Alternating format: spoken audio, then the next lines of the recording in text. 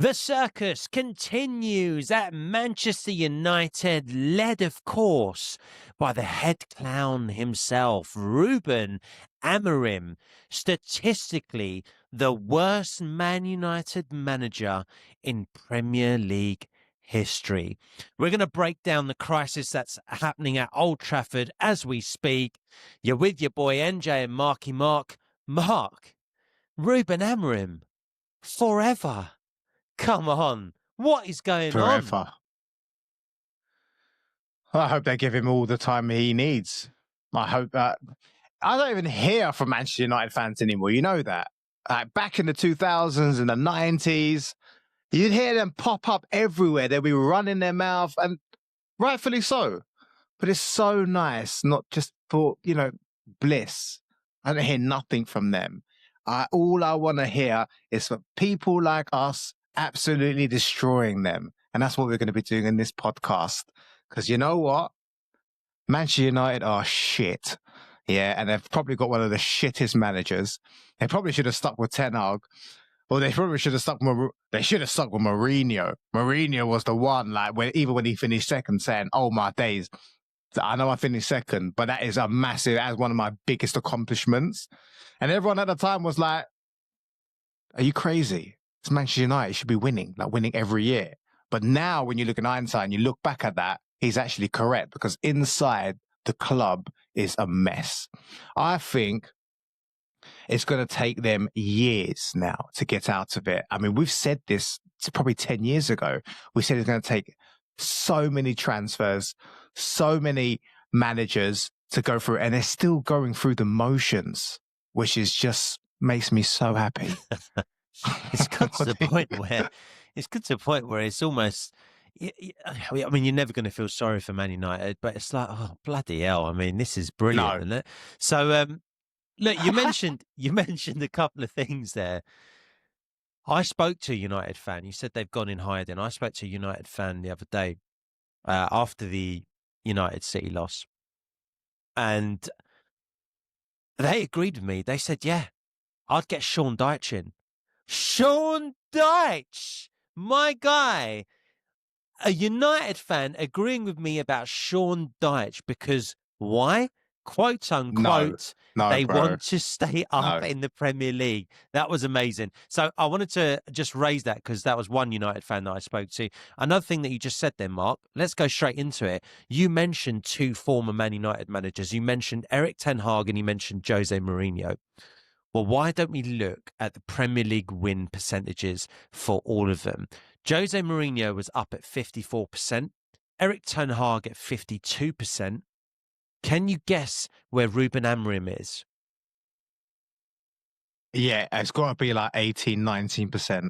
Not quite as bad as that. 26%. He's exactly got the half the win percentage of Erik ten Hag and less than half of Jose Mourinho, both the guys you mentioned there. I mean, for context, it is 16% less than Ralf Rangnick. Is 25%, 24% less than caretaker manager and full-time scumbag Ryan Giggs. David Moyes is, and I say he's a scumbag. He gets off with, come on. A guy that sleeps with his brother's wife. Yeah. Anyway, we don't need to go down that road. David Moyes was up at 50%. Louis van Gaal was up at 52%. I mean, Mark, it doesn't get any worse than this. So let's break this down. He's now managed, I believe, 31 Premier League games. He's got 31 Premier League points.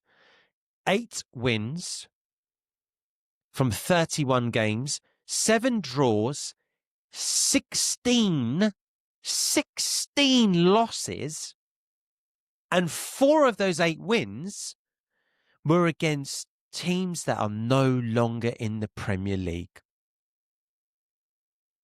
Wow. This is actually insane. But what do you think about that? 8 wins, four of which are not in the Premier League, against teams that are not in the Premier League anymore. 16 losses, 31 games from 31 points. Statistically, since the time he has been there, no other team that has been in the Premier League for the same duration has performed worse than his side in terms of points gains. They are level with Tottenham Hotspur, but Tottenham Hotspur have a better goal difference. They are rank 20th since Amorim took over. How long can this continue, Mark? It's crazy. It's crazy because over the summer window, they spent like over 200 million. That 200 million they did not even have. They put a massive gamble. And Amorin is the head coach, right? Which means he's actually approved the purchases of these like 3-4 players, these expensive players. He has no time to settle in. He has no grace period. He needed to come out and show the Man U board, give me the players that I want and I'll do the job for you. Because you can imagine that's what he said. This is what most managers will say, right? And they've backed him. And so far, it has not come off. And all this talk of before, oh my God, I always have a pre-season. I don't like to come into a team halfway through the season. You've had your pre-season now. You've got the players that you want. They're your players. And you spent 200 million over that on credit card, basically. It is now me saying all of that. What are Manchester United going to do? You can't get rid of him. You can't get rid of him. You need to give him a little bit of time for his players and his team now to gel together. But will he have that time? I think he might, Mark. I think he might. I mean, they've spent, just to your point, they've spent 200 million. They've sold the sales they made was 75 million. So their net spends around 122 to 125 million circa. I mean, they spent just shy of 200 million. But in that time, they didn't address the goalkeeping issue and they didn't address the midfield issue. And then you got Amorim chopping and changing, at the back. I mean, you mentioned the board there, and Amorim's gone, yeah, we need to spend 200 million's not enough if you've not addressed the goalkeeper in the midfield. It's not enough. And, United fans, you were moaning about the Glazers, yeah? Moaning about the Glazers. Gary Neville moaning about the Glazers. Where are you now, Gary? What are you doing now? Because I tell you what, you've got a guy in Sir Jim Ratcliffe who hasn't got a fudging clue about what he is doing. So Gary Neville, you're moaning about the Glazers this and the Glazers that and all that talk. I bet you wish you could go back to then. Because look at you now. Facts. Look at you now. Spent 200 million, sold 75 million. You've just sent Onana out on loan. And then you got Rubin Amorin going, you're behind the air. Your goalkeeper, who came off the line about 2 yards, couldn't even see. He can't see what's happening in front of his own eyes. Got the best view on planet Earth for City's second goal. He comes out about 2 yards to try and stop Haaland when he could see the play coming, building up 15 seconds beforehand. That's your Edwin van der Sar. United, you are screwed. Sir Jim Ratcliffe, you have no clue what you are doing. That is a fact. I'll couple that. I'll top that with, how does it look to the board when you get rid of half the players and these players have gone on to perform extremely well at the clubs that they've gone to?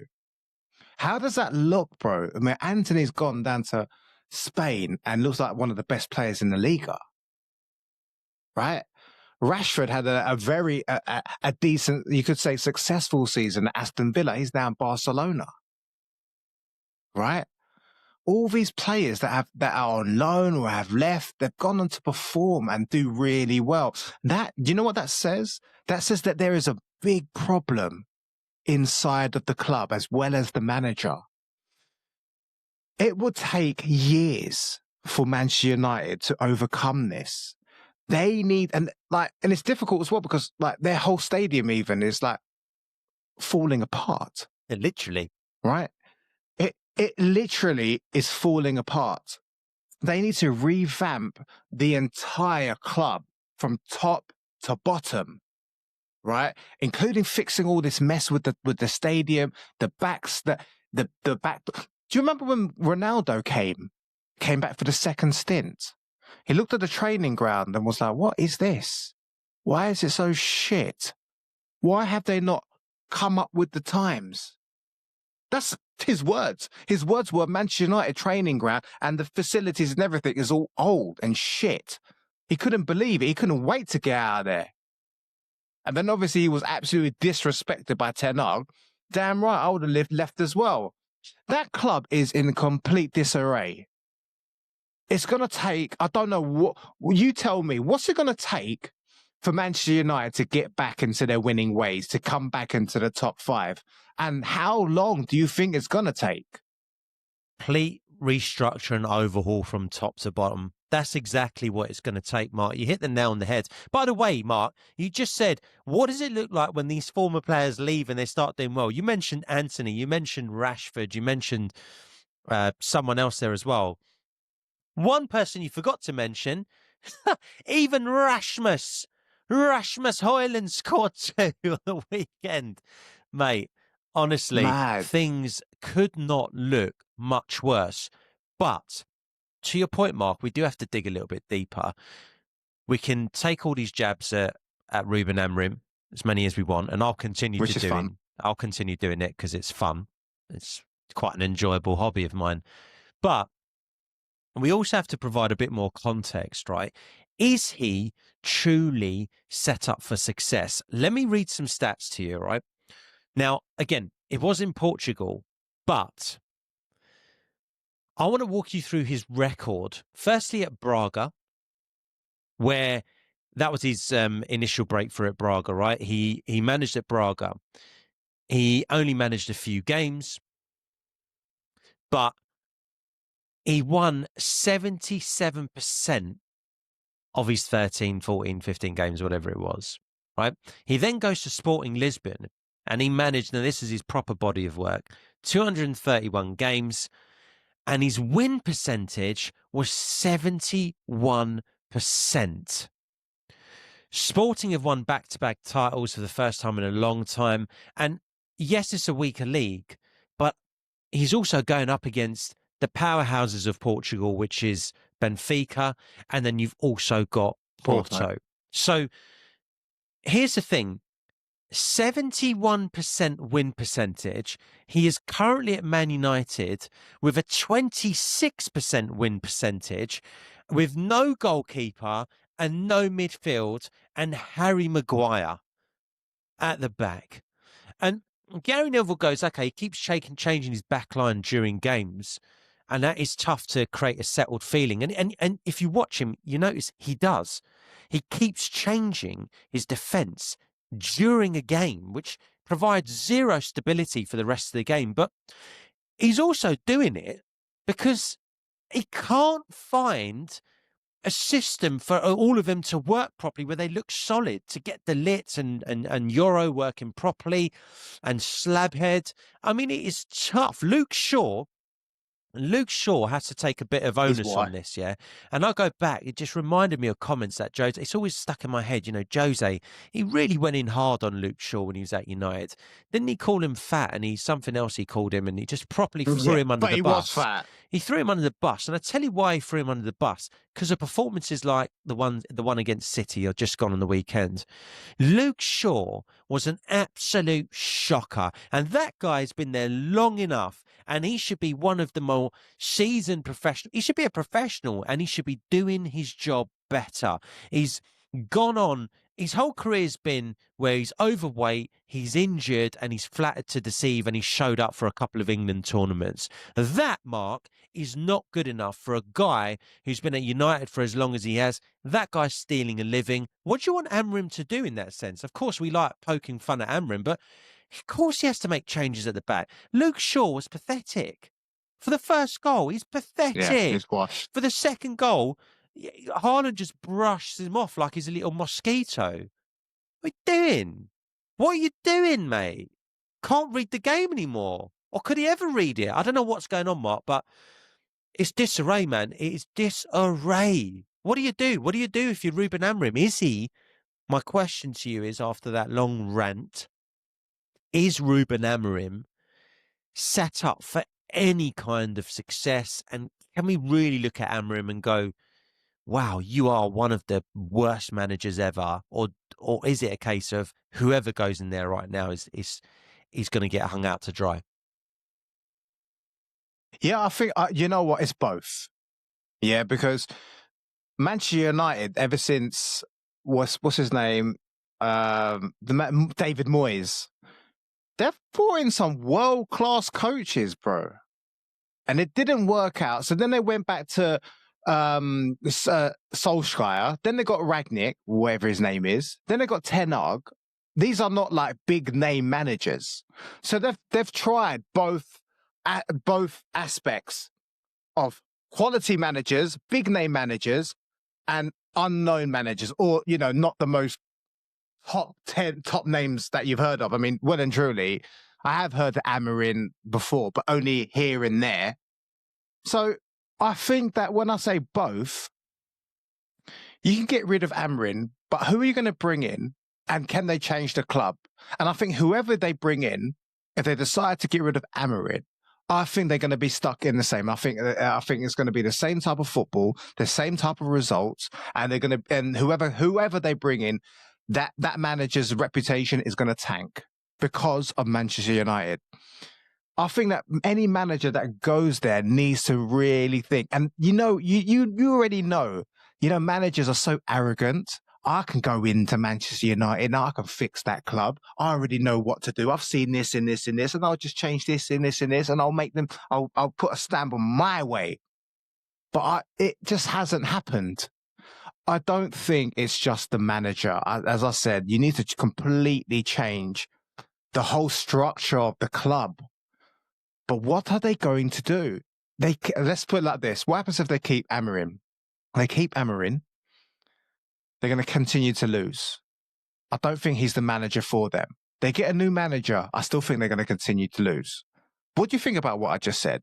I agree. What can they do? I do agree with parts of that, but here's where I potentially slightly disagree. Here's the thing. You go in there, and it's a terrible club from top to bottom right now. It stinks. It's shocking. However, Ten Hag, by the way, who's free now because he's just been fired from Bayer Leverkusen, was doing a job where actually he now looks like a glowing manager, right? His reputation's actually been enhanced after getting fired. My point being, Mark, is that this isn't that bad a time to go into United because you can't do worse than be rock bottom. And people say, 4 games in, they're actually 14th. Since Amorim came in, he's rock bottom. You can't get worse than that. So there's managers out there. And of course, if you've got no reputation, don't go in there because you probably end up doing a similar thing to what Amorim's doing. But if you've got a reputation, but you're on your way out, and what I mean by that is, Ten Hag not really going anywhere now, and even more so, Jose Mourinho is free, and Jose would love to come back to the Premier League, and he won't do as bad a job as what Amorim's doing. It can't get any worse. Whatever you do now, if you get rid of Amorim and you get a Mourinho in, he'll still pick up some results. He wins and United win because they do slightly better or whatever. The club's in disarray, so when he leaves in a year and a half or 2 years, he's not going to be leaving the club in turmoil. They're already in turmoil. So I guess my question back to you is, what do you do? Well, first things first, you've got to get rid of Amorim because I agree with you. I don't think he's the right man. Second thing is a longer project. You've got to gut out from the bottom up, top down, your Man United and start rebuilding, restructuring, and actually physically rebuilding in some cases in terms of the stadium. And then you've got a choice. You've got Jose Mourinho, you've got Ten Hag, and you've got Sean Dyche. And you need to get one of them in. You need to get one of them in. And I don't think it's a difficult sell to Jose because Jose's clucking to get back to the Premier League. Clucking. And he's not going to get a job at a proper big, top team at the moment in the Premier League. Man United's probably as big as he's going to get. Do you reckon Mourinho would want to come to Manchester United though? Yeah, I think he would. I think he's clucking to get back to the Premier League, and he knows he can't get a job at Man City, Liverpool, Arsenal, Chelsea. I think he will look at that, Spurs, and he'll look at that and go, well, if I can't go to any of those five, who else is there in the big six? Oh, yeah, Man United. It's still a big name, and Mourinho just doesn't have the clout anymore to get a top job anymore. What's the worst that can happen from his point of view? He's taken over a club that has a manager who's got a win percentage of 26%. He's got 34 goals scored, 47 goals against, so many games where they haven't scored, a goal difference of -13. Can it get any worse? I think Mourinho would go back there, because what's Mourinho going to do otherwise? He's just going to bounce around he's petering out. He's going to bounce around. Fenerbahce, he's gone now, right? So what's he going to do? Yeah, but you just said it's petering out. So they're going to be taking on a manager in the form of Jose Mourinho who's petering out. Like, it might be okay for Jose Mourinho, but will he actually improve the squad? Can today's players handle a manager like Jose Mourinho, who will tell his players, "Hey, you're fat"? Are those people, those players that he tells they're fat, they're going to go into the corner and cry like little bitches, or they're going to like rise up and go, you know what, I'm going to lose weight. I'm going to fucking show this manager what I can do. And I don't think that Jose Mourinho can do that type of management. I think he's too blunt. He's too strict. And I think these fascists at Manchester United ain't going to be able to hack it, and he's going to lose the dressing room. I don't think he's going to be the ideal manager for him. As stupid as it sounds, getting someone like Sean Dyche in might be the best bet. Bingo! For Man United, he'll be the best bet. Yeah, but I think he may be able to establish some type of stability, which then they can get another manager to come in and take over and then elevate the team from there.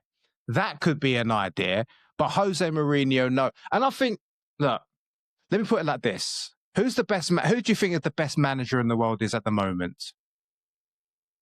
Well, obviously putting Arteta to one side, you'd have to look at Pep, Klopp, Luis Enrique. Let's stick with Pep and Klopp. Okay, Pep and Klopp. Let's say one of them goes to Manchester United right now and takes them from Rubin Amorin. Okay, how do you think they fare? Struggle. It's even the greatest manager of all time, Pep Guardiola. Arguably. Yeah, I think this is your point, Mark. Whoever goes in, it ain't going to be a fix. And that is why Sean Dyche is the right appointment, because you need not only someone to steady the ship and stop you getting relegated, and people are laughing every week I say that, but they're laughing less every week, aren't they? So get Sean Dyche in, and what they'll do is it'll buy you some time. And what you do in that time is you really gut it out, get new people in, try and reconnect the fans, do almost what Arsenal had to do, but you've got a bigger job there. Try and get to the root of the problem that United have got at the moment, and then really get capable people in so you can actually go into January in the summer window and sell the rubbish, gut it out, get rid of people on extreme wages, get rid of Slabhead. He's useless. He's not a footballer. I mean, the ball gets passed back to him the other day in City, and oh my God, his control. He actually kicks it up onto his hand, and the whole stadium goes up. Such a blatant handball. The referee actually felt sorry for him. He's like, oh, no, he can't really give a handball. I was not expecting Sunday League football like that from Slabhead. He's so bad. Get rid of him and start again. Start again. Get some good quality players in there. Connect the fans with their club. It's a big old job, and Sean Dyche will buy you that time. Jose Mourinho, I agree with you, won't be the right signing for Man United, but I guarantee that Mourinho would snap that job up in a heartbeat. He would do better. He would snap He'll do better. Yeah. He'll do a slightly better. Yeah, he would. He probably would. And he'll probably do a slightly better job. But I just don't think... No, Jose Mourinho would not do any worse. Let me ask you this before we land everything, yeah? You're a Manchester United fan. you have this situation with your club. What do? Do you get rid of Amorin right now? After 4 games, after the beginning of the season, after he's just spent 200 million, do you give him more time if you're a Man U fan? Or do you get rid of him right now and bring in Sean Dyche? So I wouldn't get rid of Amorim right now. And I know maybe you weren't expecting that, but the reason why is that if Amorim's going to make anything click, if we give him another 4 games, for example, give him up until the next international break at least, and he flops, Sean Dyche can still do enough to keep that United team up. United ain't finishing top half of the table as it stands, right? They're really struggling. What are they going to do this season? This season's a write-off for them, Mark. They're in the FA Cup and they're in the Premier League. So what are you saying? Hold on. So what I am saying... Hold on. So you're saying, yeah, that if you get Sean Dyche in, yeah, for Manchester United, he's going to keep them up. So if they keep Amorin, you're saying that Manchester United could go down to the Championship if they keep Amorin. Is that what you're saying? What I am saying... Because that's what you said. What I am saying is actually, I'd give Amorim a few more games to see if he can turn it around, because he has been in post for the best part of the last year, and he hasn't a huge amount of time to have too much influence. Now he's made a couple of signings. They're his signings. I'd give him a little bit longer to see if he can turn it around, because it can go one of 2 ways. It can continue on this trajectory, or he can start going up. And if he starts going up, then you think, okay, well, I gave him a bit more time. Let's see what happens. But worst case, he continues like this and he starts losing every game for the next 5-6 games. He then gets to a point, Mark, where you have to go, well, we're rock bottom. We're losing every game. Like we have to get rid of Amorim. Otherwise, it's going to come to January and actually we will be fighting for survival. But you've got a bit of time. The season's a long time. It's only 4 games in. You've got 34 games left. Give him another 4 games. Give him up until the next international break and then assess. That's what I would say as a United fan, because there is a chance he can go one of 2 ways. It can't get any worse, so continue the way you're going, or on the off chance, it starts clicking for Amorim, which is best case scenario. I want to give him the chance to do that, and then if it doesn't and we're in November, rock bottom, and then we're actually talking about relegation, because I know we're joking about relegation, but if we start getting to a point where we're actually talking about relegation, then act and then try and save your season. But until then, give Amorim the time, because like you said, Pep and Klopp going in there ain't gonna do much for them this season.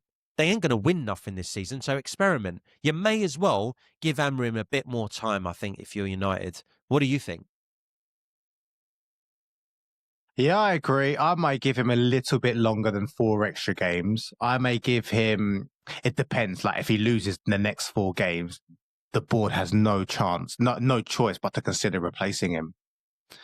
But if he gets a couple wins and a couple of losses, okay, I'll give him a few more games. But there will have to be a point. I think that, look, it's only the fourth game. He's just got a whole bunch of new players to incorporate and to gel into his squad. Going to take a little bit of time. But it's difficult to say that whilst he makes, you said that you've touched on it before, he keeps changing his back four, his selection isn't the best and this and that. So he's going to have to bring in some stability, have faith and trust in a solid first 11. Give them a run of games. Let them play together. Don't chop and change too much. See how it goes. They're from the board, see how it goes.